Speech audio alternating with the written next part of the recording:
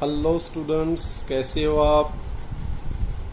अब करते हैं शुरुआत नई वर्कशीट के साथ और वर्कशीट नंबर 15। डेट 8 अगस्त की ये वर्कशीट है। Subject English, class 9। Name of the student, यहाँ विद्यार्थी का नाम, यहाँ आपको अपना नाम लिखना है। Name of the class teacher, यहाँ आपके क्लास टीचर अर्थात आपका जो कक्षा अध्यापक है उसका नाम यहाँ मेंशन करना है। आज का जो टॉपिक है वो रिपोर्टेड स्पीच। अब रिपोर्टेड स्पीच की एक वर्कशीट पहले भी आ चुकी है, वहाँ बहुत सारी चीज़ें आपने सीखी होंगी। और यहाँ ये इंटेरोगेटिव सेंटेंसेस से रिलेटेड, उनको कैसे किस में चेंज करते हैं वो चीज़ें। रिपोर्टेड स्पीच को आगे डिवाइड किया गया है डायरेक्ट स्पीच और इनडायरेक्ट स्पीच के अंदर।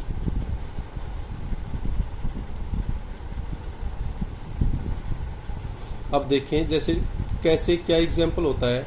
डायरेक्ट क्वेश्चन कहा, he said where is she going. अब ये था डायरेक्ट, जो जिसने कहा एज इट इज बता देना, दैट इज डायरेक्ट। चलिए, अर्थात वैसे अगर याद रखना तो जो टेंस में है वो डायरेक्ट है। अब इसको इनडायरेक्ट अगर चेंज करना है, ही आस्क्ड। अब जब क्वेश्चन मार्क है, जब कोई भी सेंटेंस आगे इंटेरोगेटिव है, इंटेरोगेटिव का मतलब या तो WH से शुरू हो, WH वर्ड से, या हेल्पिंग वर्ब सब्जेक्ट से पहले हो, तो इसका मतलब वो सेंटेंस इंटेरोगेटिव है। और जब ये इंटेरोगेटिव है तो यहाँ इन्वर्टेड कोमाज हटाने के लिए टोल्ड नहीं आस्क्ड आता है। क्या आता है? आस्क्ड। तो ये हो जाएगा ही आस्क्ड, W छोटा हो जाएगा, वेयर।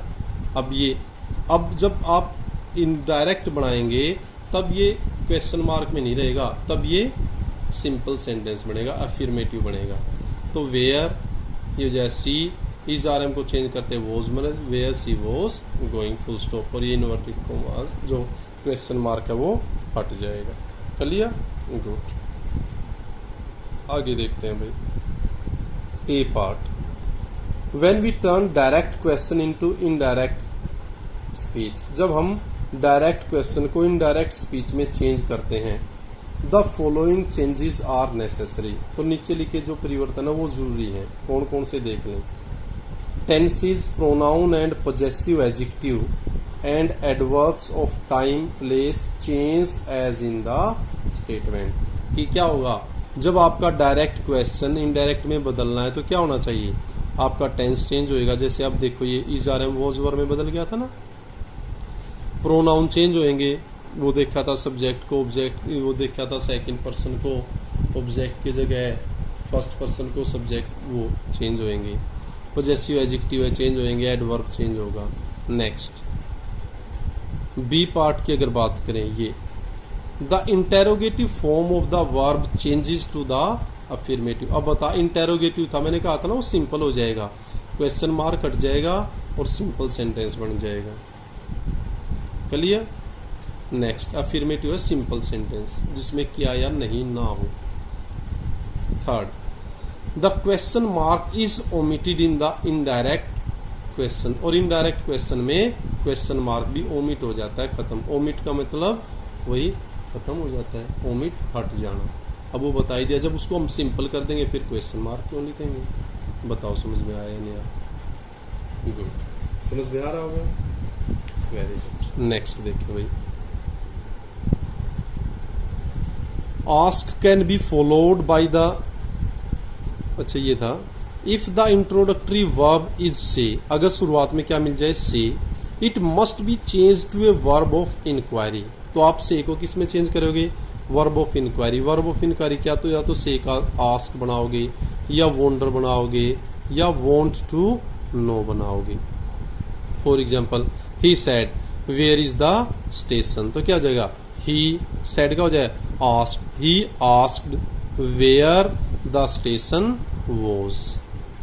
समझ में आ गया ना, ये क्या वाला था, वेयर आ गया, ये स्टेशन, और इज RM को वॉज वर में। बताओ बच्चों समझ में आ रहा है या नहीं आ रहा? वैसे भी नरेशन इनडायरेक्ट, डायरेक्ट, इनडायरेक्ट के ऊपर 3 या 4 वीडियो इसी चैनल पे बनी हुई हैं। हर चीज़ पूरी डिटेल में खोल के बताई हुई है। आप वहाँ जाएंगे तो आपको पूरा का पूरा टॉपिक बिल्कुल क्लियर समझ में आ जाएगा। नेक्स्ट देखें भाई, ask can be followed by person addressed indirect object. वो कह रहे हैं अगर आस्क आता है तो उसके बाद इनडायरेक्ट ऑब्जेक्ट अर्थात ये मान लेते हैं, एज्यूमिंग ऑब्जेक्ट ले लेते हैं। एग्जाम्पल देखें, he asked what have you got in your bag. Question, अब ही आस्क्ड मैंने कहा था ये आ गया, आस्क्ड आ गया, तो ही आस्क्ड यहाँ अपने आप को मान लेंगे me. He asked me what I had got in my bag. अब हैव था, हैव चेंज हो जाएगा हैड में, क्या वाला था तो सिंपल सेंटेंस में हो जाएगा। इंटेरोगेटिव सेंटेंस, इंटेरोगेटिव जो क्वेश्चन मार्क है वो हट जाएगा। But wonder and want to know can not take an indirect object, लेकिन वॉन्डर वॉन्ट टू नो के साथ इनडायरेक्ट ऑब्जेक्ट नहीं आएगा। So we wish to report a question,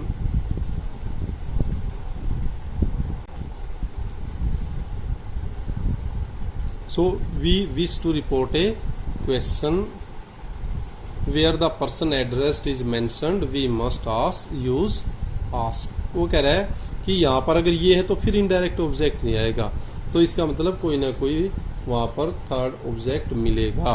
for example, he said Mary. अब किसको कहा? मैरी को। Mary को कह रहे हैं ना when is the next train, तो क्या he asked Mary when the next train, और इसको यहाँ ले आएंगे वॉज, और ये क्वेश्चन मार्क हट जाएगा, full stop.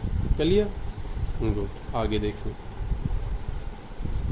If the direct question begins with a question, अगर डायरेक्ट क्वेश्चन क्या है, क्वेश्चन से शुरू हो रहा है, question word, when, where, who, how, ये क्वेश्चन वर्ड्स बोला जाता है इनको बच्चों। The question word is repeated in the indirect question, तो क्या है, अब जब आप इनडायरेक्ट क्वेश्चन बनाओगे वो रिपीट होता है, वो खत्म नहीं होता है। हेल्पिंग वर्ब तो जैसे डू, डज, डिड वो खत्म हो जाती है।